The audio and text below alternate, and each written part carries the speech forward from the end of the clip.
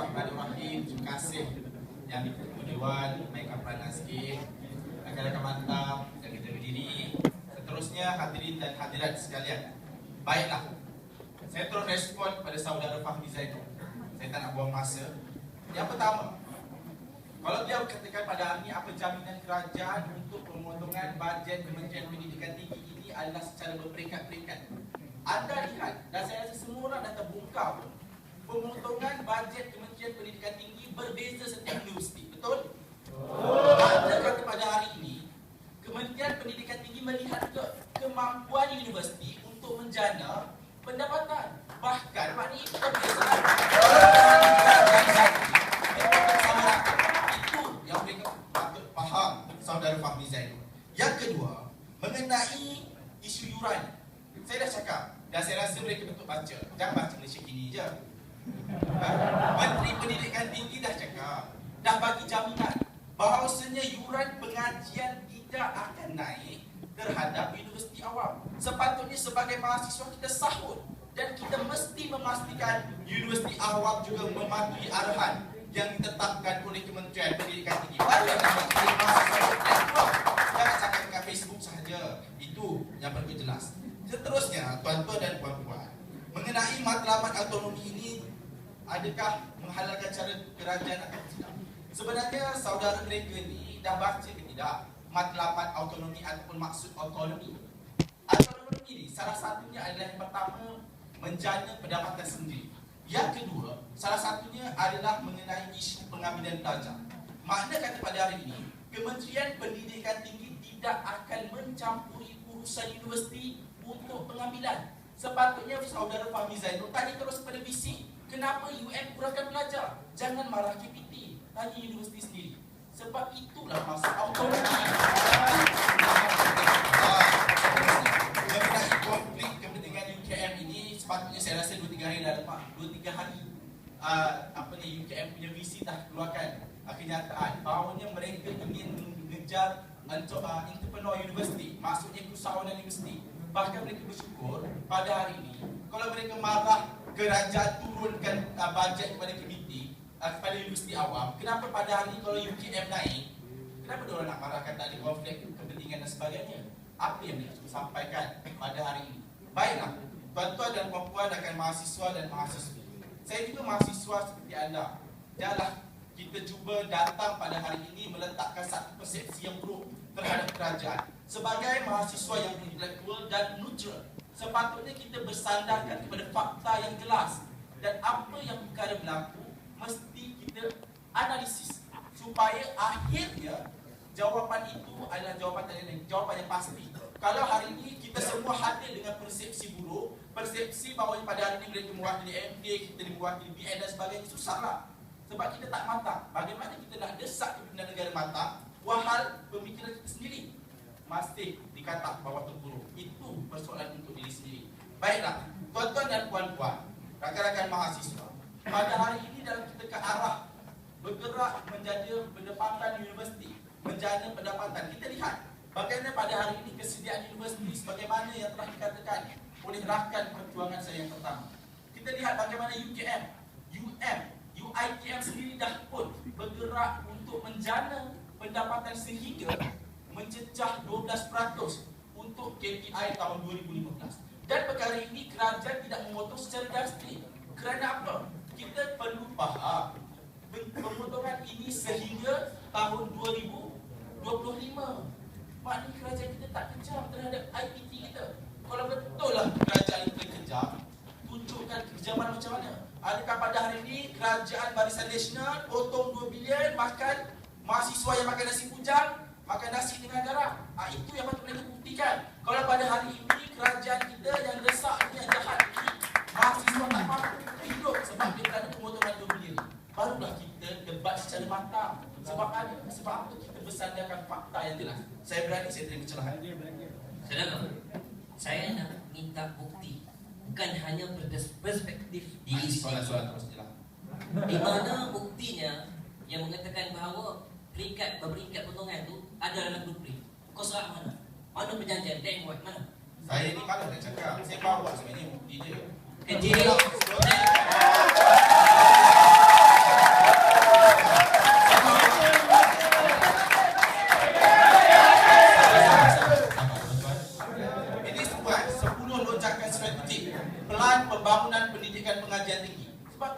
lembaga hadir pada hari ini dengan fakta. Baca perkara kelima, kemampanan kewangan. Maknanya apa? Kerajaan kita tak kejam. Ada cara, ada perkara pelaksanaan rancangan bagaimana universiti mampu menjana pendapatan sendiri. Baiklah, saya dah sebut contoh analisis cukup menarik.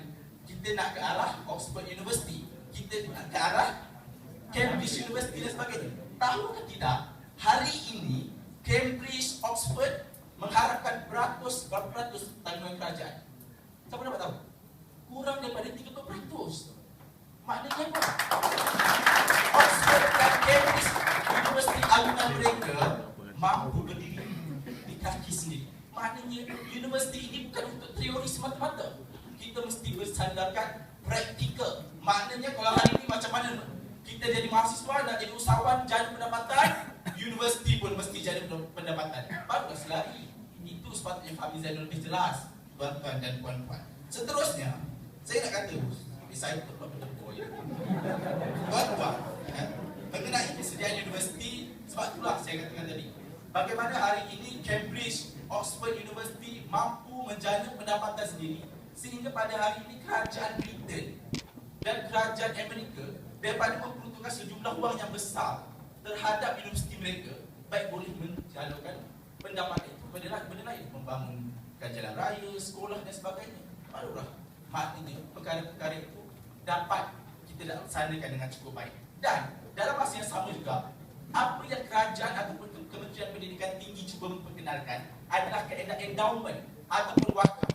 Maknanya pada hari ini, kalau yang hadir dalam ini adalah lebih kurang 200 orang, kalau kita semua berjaya, kita menjadi orang yang jutawan, billionaire, kaedah endowment ataupun wakaf yang cuba dikenalkan apabila kita menyumbang balik terhadap universiti.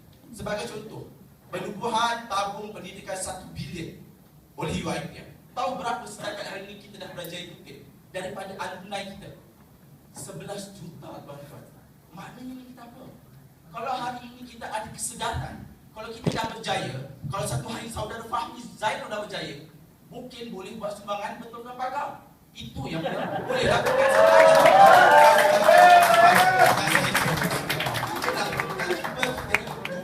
bahawa kerajaan tidaklah melepaskan mahasiswa seperti rupa saja. Kita kenalkan bagaimana pada hari ini kita ingin memperkasakan alumni. Jadi saya cakap awal-awal, kalau dalam dewan ini berjaya satu hari nanti, jangan lupa di mana anda menuntut ilmu. Sumbang kembali ke universiti anda. Dan itulah yang banyak orang terlupa. Kedua, mengenai penyumbang individu. Bagaimana pada hari ini kerajaan cuba memperkenalkan CEO teaching. Tahu CEO teaching ni apa? Itulah baca lagi blog-blog yang tak apa-apa. CEO teaching ni, contoh hari ini, CEO Proton, CEO Hazanah memberikan coaching teaching pada universiti kepada mahasiswa. Bagaimana pada hari ini teori orang yang datang yang pendapatan 1 juta, 2 juta dapat dilitasikan oleh universiti untuk menjadi pendapatan. Sepatutnya kita kena tengok balik blueprint kerajaan ini supaya apa kita juga hadam, kita faham bagaimana pada hari ini kerajaan bukannya lepas macam itu. Kerana apa? Kerajaan pun ada tadi yang mereka paukan supaya mereka tahu universiti awam ini pun tak bersasar. Sebagai contoh analogi cukup mudah. Hari ini saya seorang bapa, saya ada anak, saya bagi RM10. Besok saya kurangkan RM5. Takkanlah pada hari saya mengurangkan jumlah RM5 itu, anak saya nak kata saya dikejam, tak jaga kebajikan dia. Mungkin dah cukup dewasa, dah sekolah menengah, mungkin dia dah boleh mengatur perbelanjaan harian dia. Jadi kenapa kita perlu untuk kita boleh menegur dia belanja secara berhemat, belanja betul-betul dan sebagainya. Itu yang sepatutnya mereka perlu faham. Seterusnya adalah mengenai hikmah. Tuan-tuan dan puan-puan, saya tahu ramai yang baca mengenai perbelanjaan berhikmah sehingga ditegur oleh ketua audit negara. Jadi inilah perkara yang mana sepatutnya kita pun ambil peduli.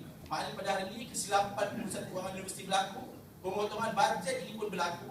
Jadi sebagai mahasiswa pun kalau kita ingin bersifat neutral, kita tegur universiti. Maknanya kata supaya bajet yang ada itu mesti digunakan dengan baik untuk kemaslahatan mahasiswa. Itu yang sepatutnya dilakukan. Bukannya kita salahkan sana, salahkan sini. Salahkan tak apa. Janji berikan idea, cadangan bagaimana ingin membantu universiti menjadi pendapatan. Jangan cari salah orang. Takut nanti tersilap saya sendiri, habis termungkin. Tuan-tuan dan puan-puan, akhir kalam saya ingin mengajak mahasiswa dan mahasiswi untuk kita bersandarkan dengan fakta. Bukannya persepsi, kerana akhirnya persepsi itu yang akan memakan diri. Sekian, wabillahi taufiq wal hidayah. Wassalamualaikum.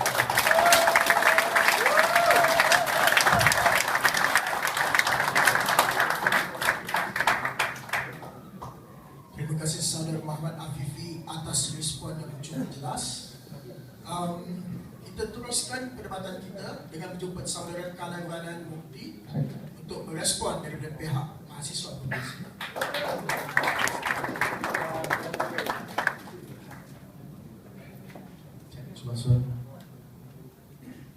Baik, salam sejahtera, salam perjuangan. Saya ucapkan rakan-rakan di sebelah sana dan rakan-rakan hadirin-hadirin, tuan-tuan dan puan-puan, saudara-saudari sekalian.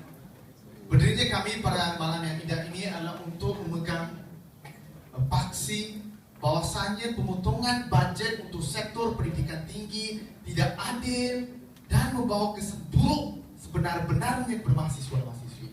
Saya teruskan dengan menjawab kenyataan yang dibuat oleh saudara di sebelah sana, bahawasanya universiti awam di Malaysia sudah cukup bersedia dengan menjana 12% pendapatan sendiri. Bagus. We are not denying that. You're good. 12% is very good. You know, kalau meningkat 15%, meningkat 30%, kita happy. We're happy. Our university can stand on its own. Tetapi persoalan yang ingin saya tujukan di sini, kenapa perlu potong bajet sektor pendidikan tinggi? Our topik perbincangan kita pada hari ini adalah berkaitan dengan sektor pendidikan tinggi, bukan hanya universiti awam. Soal saya, 2.4 bilion itu yang kita persoalkan pada hari ini, yang dipotong dari bajet sebelum ini adalah sektor pendidikan tinggi, bukan hanya universiti awam. Saya ingin meletakkan 3 hujah, saudara-saudari sekalian. Hujah pertama saya adalah mengupayakan universiti awam tanpa perlu potongan bajet. Tunggu dulu, saya masuk hujah. Hujah pertama adalah berkaitan dengan mengupayakan universiti awam tanpa perlu potongan bajet. Saudara dan saudari sekalian, saya rujuk kepada ini Malaysian Education Blueprint. Saudara di sana menyentuh soal pembacaan, pengertian, pemahaman berkaitan dengan Education Blueprint. Saya baca topik 5, chapter 5 saya baca. Dan kita tengok paparan B14, ada boleh rujuk B14 Malaysian Education Blueprint. Dalam B14, kita merupakan antara negara yang mempunyai input ke atas pendidikan tinggi yang cukup banyak. We are one of the best. Tetapi output yang dikeluarkan oleh institusi-institusi awam dan juga swasta di dalam negara tidak mencapai taraf ataupun tidak setanding dengan input yang diberikan. Ini merupakan satu contoh, ini merupakan satu hakikat yang diterima oleh pihak kementerian sendiri. Bahawasanya perlu reformasi, transformasi dari segi sistem institusi pendidikan itu sendiri. Soal yang kita ingin saya tujukan pada hari ini kita dipotong bajet 2.4 bilion. Dan saya mengucapkan bahawasanya sekiranya dalam keadaan institusi itu sendiri tidak betul, potongan bajet akan menyebabkan impak negatif ataupun impak regresif. Boleh rujuk dalam ini. Dan seterusnya, saya teruskan dengan hujah pertama saya, bahasanya mengupayakan universiti awam dan IPTA tanpa perlu potongan bajet. Saya baca kenyataan Datuk Seri Idris, Menteri Pengajian Tinggi, bahawasanya potongan bajet ini perlu untuk memastikan universiti awam berdaya saing. Di mana logiknya? Kenapa perlu potong bajet untuk memastikan universiti berdaya saing? Untuk memastikan universiti terus cemerlang. Perkara ini boleh dilakukan tanpa perlu potongan bajet untuk universiti dan juga sektor pendidikan tinggi secara keseluruhannya. Saudara-saudari sekalian, ya saya terima. Cuba buktikan, jangan cakap negatif kesan itu sebagai daripada Fahmi Zainul lagi. Tunjukkan hari ini, kalau hari ini potong 24 bilion ni, mahasiswa makan nasi bujang, itu yang kesan waktu kita rasa baru perdebatan ini adil. Apa soalan saudara sebenarnya? Sebenarnya soalan saudara apa? Saya tak faham. Serius. Sini. Makan nasi bujang itu tak soalan. Maksud saya, ada kata penurunan 24 bilion ni berjejas menjejaskan mahasiswa, menjejaskan universiti. Jejas kat mana? Saudara, itu yang sepatutnya diorang terangkan. Kalau hari ini jejas, maksudnya mahasiswa. Contoh saya kata, sebelum ni kita makan nasi bujang, besok jadi makan nasi dengan telur masin. Itu saya kata.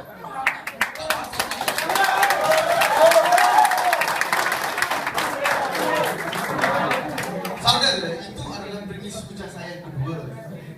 Tunggu dulu, saya masih betul lagi. Tapi terima kasih kerana mengucapkan ini. Saya teruskan. Saudara-saudari sekalian, tuan-tuan dan perempuan, premis hujah saya yang kedua. 2.4 bilion dipotong dari sektor pendidikan tinggi itu. Hujah kami adalah menyarankan kepada pihak kerajaan kekalkan peruntukan bajet untuk Kementerian Pendidikan, untuk sektor pendidikan tinggi, malah mengupayakan universiti untuk menjalankan pendapatan sendiri supaya lebihan pendapatan itu disalurkan kembali untuk mengurangkan beban mahasiswa dan mahasiswi. Itu saudara-saudari sekalian, kita tengok kos pengeluaran ataupun kos pembiayaan untuk setiap pelajar. Seorang pelajar itu yang dikatakan oleh pihak kementerian 18K. Kerajaan memberi subsidi bukal, geran bukal 16K. Yuran lebih kurang 2K. Yuran itu ditanggung melalui beasiswa dan sebagainya. Baik, sekarang kita tengok geran bukal untuk universiti awam. Ambil contoh dipotong daripada peruntukan keseluruhannya. For example, untuk contoh Universiti Melaya 27% dipotong. Maksudnya kos pembiayaan untuk seorang pelajar itu yang perlu dibiayai oleh kerajaan bertukar tangan sedikit kepada universiti-universiti awam. Andai kata dari 16K kerajaan hanya bayar 10K, ini agak kasar untuk pengamatan kita. Okay? Andai kebarangkalian kita 10K diberikan oleh pihak kerajaan, 6K ini perlu dicari oleh universiti awam. Kita meletakkan beban untuk universiti awam untuk mencari duit. Tadi pihak di sebelah sana mengatakan Universiti Melaya cukup bersedia 27% dan sebagainya. Itu Universiti Melaya.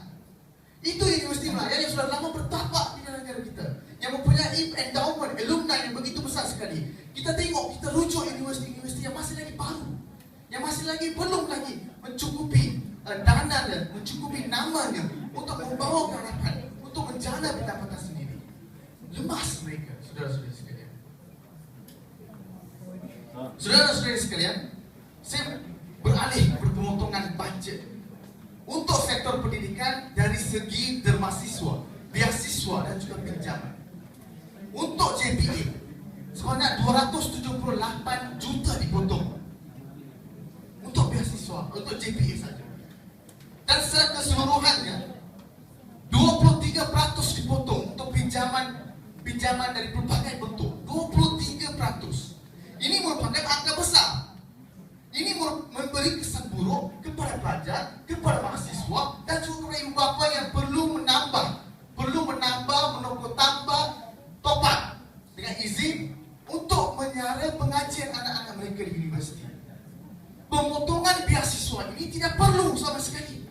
Kenapa perlu tambahan 1 bilion untuk Jabatan Perdana Menteri walhal beasiswa mahasiswa dipotong?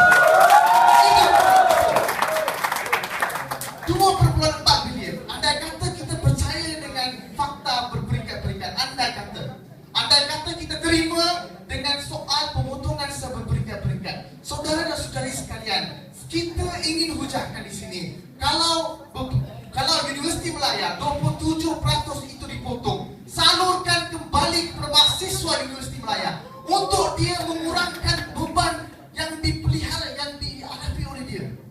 Beban untuk menyara dirinya yang semakin meningkat disebabkan oleh GST, peningkatan harga barang rujuk dan sebagainya. Itu hujah kami. Kami inginkan 2.4 bilion dikembalikan dalam bentuk apa juga untuk sektor pendidikan tinggi. Kita bukan hanya bercakap soal universiti awam yang diberi potongannya. Dan premis akhir yang ini saya hujahkan adalah dari segi peningkatan taraf infrastruktur universiti. Kita meletakkan beban kepada universiti awam untuk keluar, untuk bergiat dengan aktif mencari dananya. Bagus. Tetapi dana yang diterima, yang dijana oleh universiti itu akan digunakan untuk menampung negativiti ataupun kekurangan yang dihadapi dalam bajet.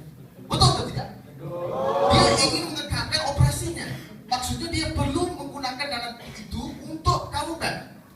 Tetapi hujah kami yang letakkan ini, jangan biarkan universiti terdesak untuk mencari duit, walhal biarkan atau memberikan keupayaan kepada mereka untuk menjana pendapatan sendiri dengan tambahan bajet yang dikekalkan agar mereka dapat meningkatkan lagi infrastruktur kepada pelajar dan juga untuk tujuan pendidikan. Itu adalah hujah kami kerana itu mampu meningkatkan ranking dan dicari-cari yang dikatakan oleh pihak lawan di situ. Kita tengok hostel di Universiti Malaya sendiri. Keadaan hostel di Universiti Malaya sendiri. Atau di mana-mana universiti awal, khususnya universiti-universiti yang tua. Apa yang kita hujahkan? Kebajikan mahasiswa dan kondusif, persekitaran kondusif universiti itu perlu diberikan tumpuan oleh pihak kerajaan. Jangan pula kerana ingin mengatasi kekurangan ini, kita mengabaikan soal infrastruktur kepada anda. Saya beri contoh. Baik, saya sudahkan di sini 3 hujah yang telah saya terangkan secara jelas-jelas berkaitan sekalian. Saya akhiri 1, 2 kucing berlari, pemotongan bajet pendidikan tinggi tidak adil sama sekali. Terima kasih.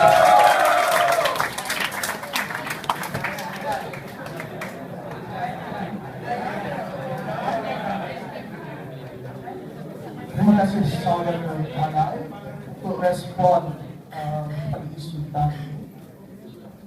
Seterusnya kita menjemput speaker ketiga, saudara Tengku Izwan dari sebelah Batam untuk meneruskan perjuangan.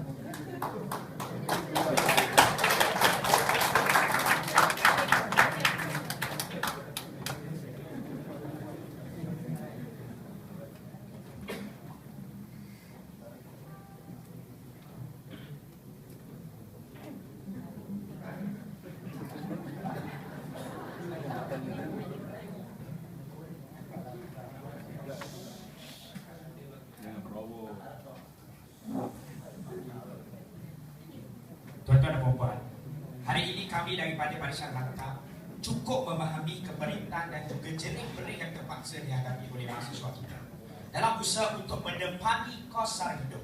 Kami tidak pernah nafikan perkara yang seperti itu. Tetapi kami hadir pada hari ini bukan untuk menyatakan sokongan terhadap semua usul kerajaan secara membuta-tuli.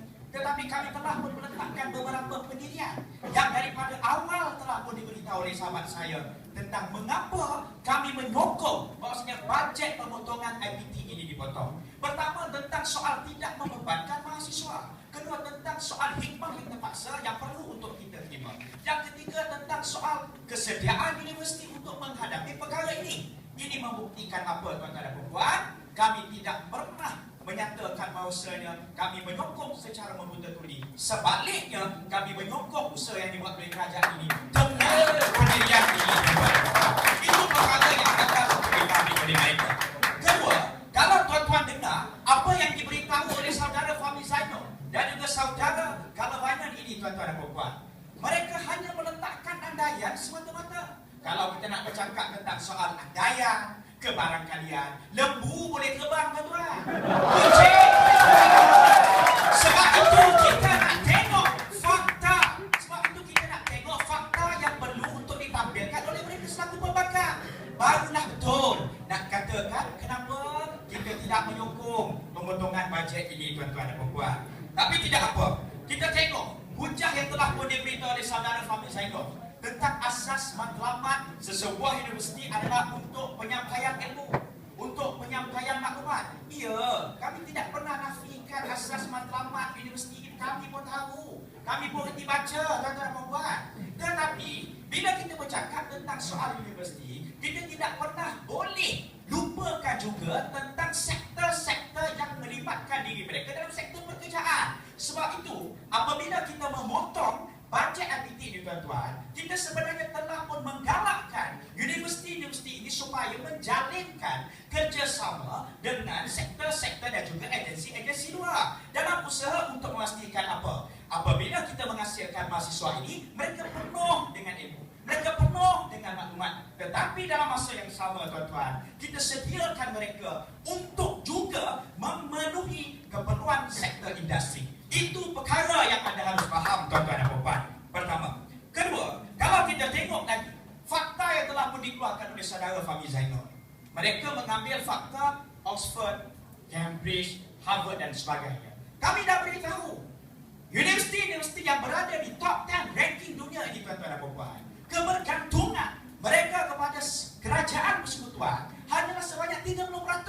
Tetapi kerajaan kita cukup baik, cukup murni, memberikan peruntukan sebanyak 75 sehingga 90% kepada setiap universiti awam, kepada setiap MPA.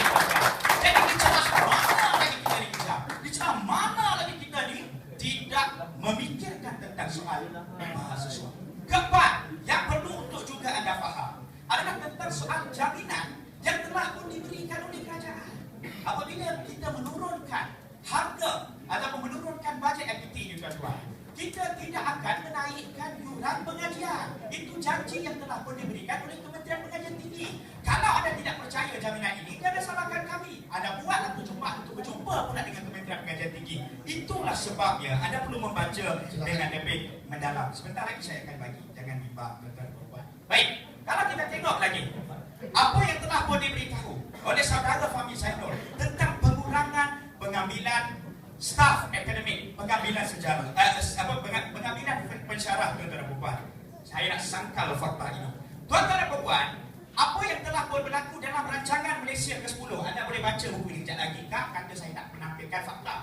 Dalam buku ini telah pun menyatakan bagaimana hasil pada tahun 2013 jumlah staf dan juga pensyarah akademik universiti awam telah pun ditingkatkan daripada 26,700 pada tahun 2010 kepada 33,137 pada tahun 2013, tuan-tuan. Jadi soalan saya kepada mereka, celah mana pensyarah diturun mengambil lagi, tuan-tuan?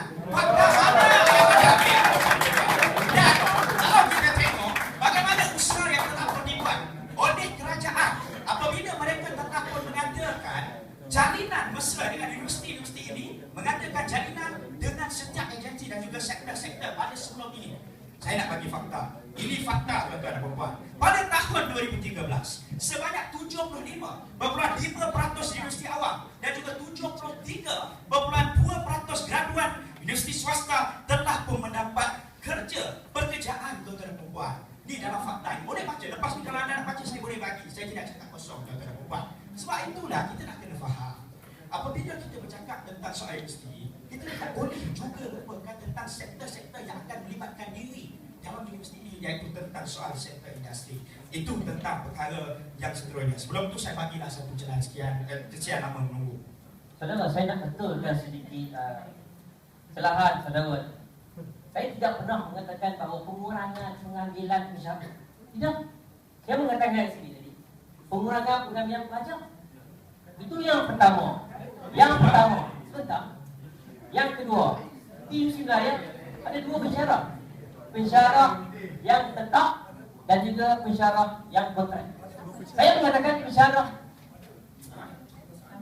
Tuan-tuan, ini dah tadi cakap pensyarah, sekarang tukar pula pelajar. Saya dah jawab, rakan-rakan saya sudah jawab. Pengambilan pelajar ini adalah bergantung kepada universiti awam tersebut.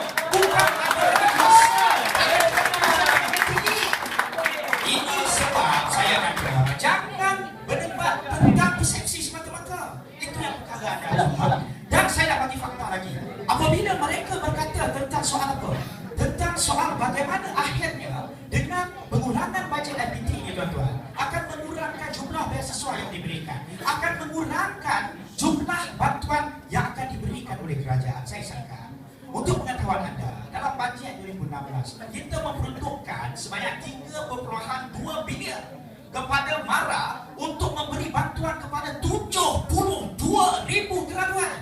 Jadi soalan saya kepada mereka, celah mana? Di manakah tidak berguna bajet itu? Perkara yang ada kesempatan.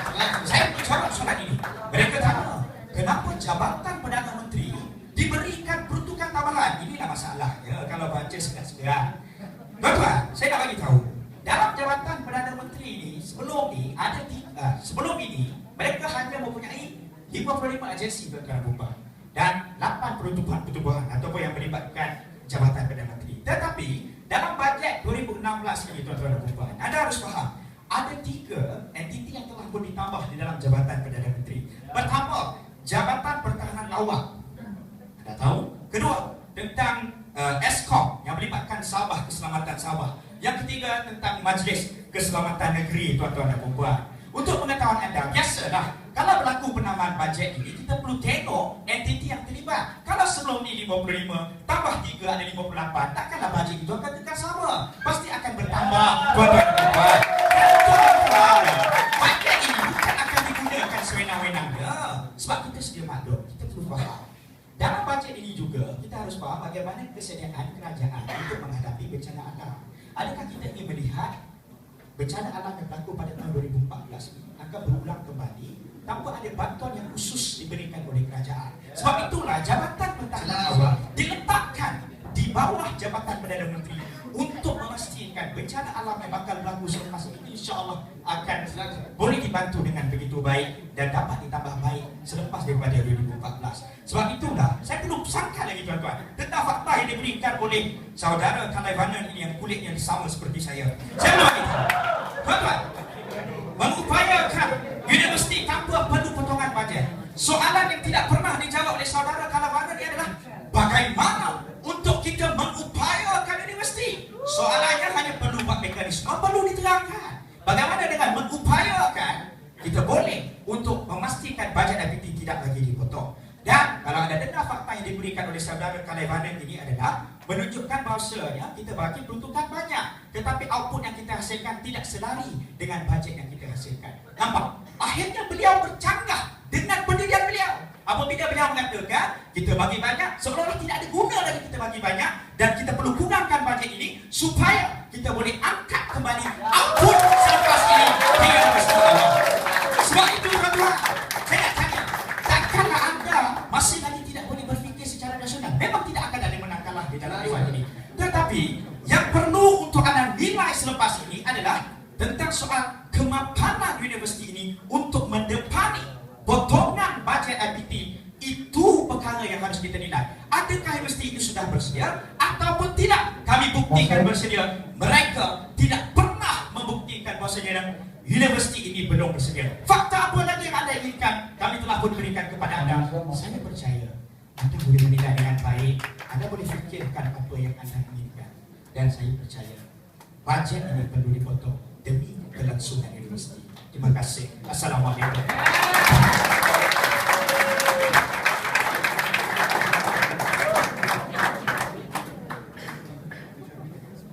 Terima kasih saudara Izwan mengakhiri hujah dari pihak mantap ini. Seterusnya untuk mengakhiri sesi hujah dari pihak mahasiswa progresif, kita menjemput saudara Abang Atan untuk mengkonklusikan hujah ini.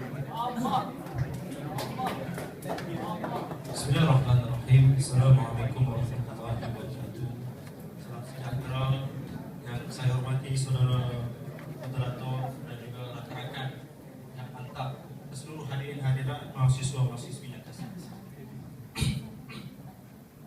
Pertamanya saya sungguh berminat bila saudara Ashraf membawa satu hujah di antara faktor kerajaan memotong belanjawan pendidikan tinggi adalah faktor krisis ekonomi.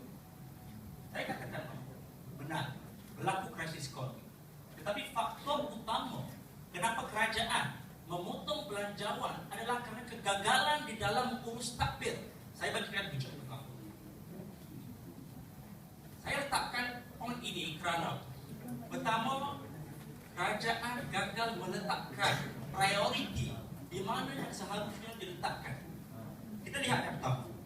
Kalau benarlah krisis ekonomi ini adalah antara faktor kenapa kerajaan mengurangkan bajet. Tetapi kenapa dalam pada masa yang sama kerajaan memperuntukkan sebanyak 50 bilion ringgit kepada sektor nuklear plant. Dalam pada masa yang sama kerajaan mempunyai lebihan sumber elektrik sebanyak 40%. Kedua, kalaulah benar bahawa krisis ekonomi ini benar-benar memberi kesan kepada kita, kenapa kerajaan, kalau kita lihat bahawa Malaysia mengimport sebanyak 11 bilion ringgit import barang dan makanan.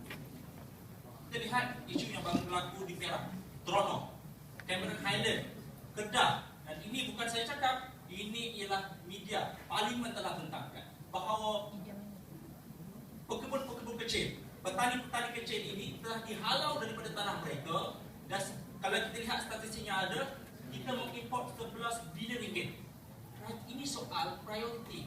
Kerajaan boleh pilih sama ada aku nak import 11 bilion ringgit daripada luar atau aku boleh memperkasakan pekebun-pekebun petani-petani dalam sektor domestik.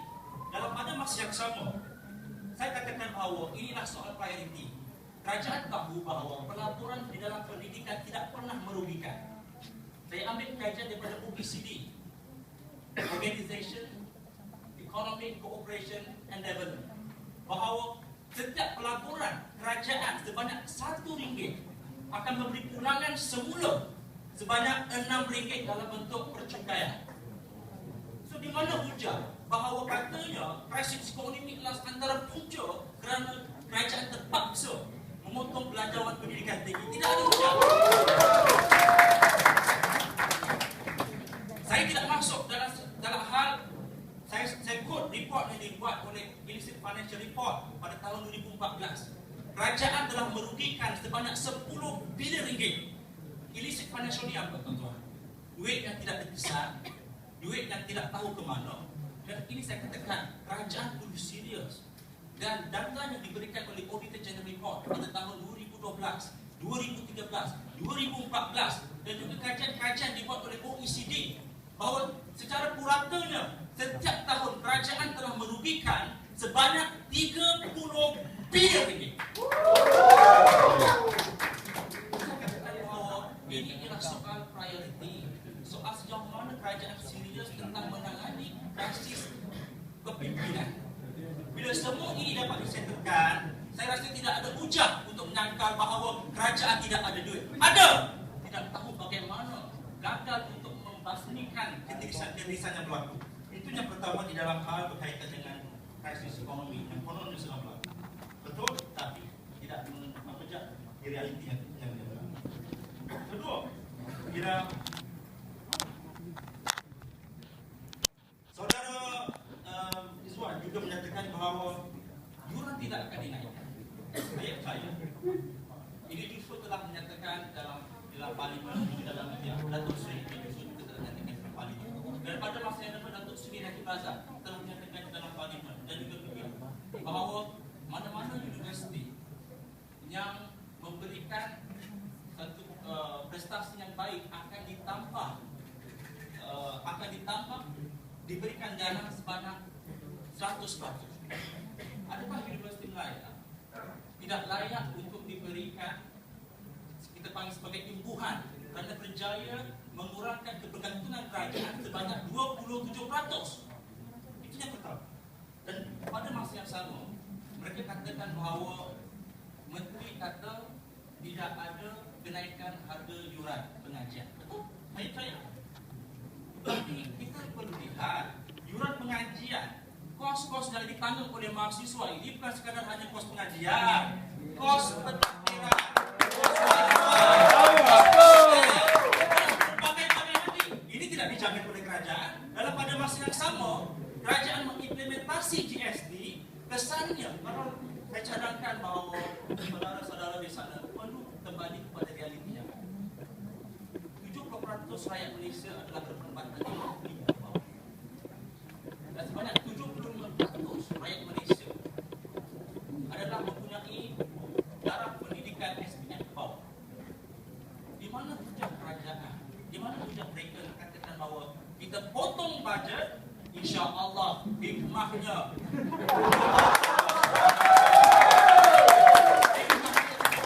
ini akan berkurangan. Dan universiti boleh memikirkan 40 kaedah-kaedah. Tuan-tuan, semalam saya baru berjumpa dengan Tan Sri Dr. Jasmo. Mantan, boleh jumpa dia sendiri, tanya pukul berapa. Saya jumpa di ofis beliau. Saya cabar tuan-tuan, kalau tak percaya pergi jumpa dia. Kalau boleh buat sidang dia.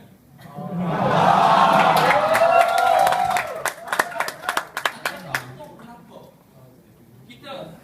Kita mungkin cakap bahawa grup B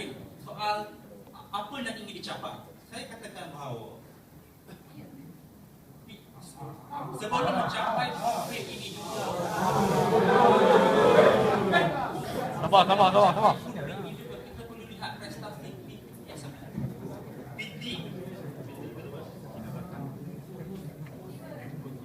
BSPT dan prestasi ini kita lihat ini baru dilancarkan sebelum blueprint ini dilancarkan. Tapi hujah yang ingin saya bawa bahawa ialah dalam pada masa yang sama pihak mandat membawa Fahmi Zanul katakan bahawa kita compare dengan Cambridge, Oxford. Benar, kita tidak nafikan. Tapi kita kena lihat Oxford, Cambridge, saya ambil contoh terdekat, Thammasat University, Chulalongkorn University, kebergantungan mereka memang 30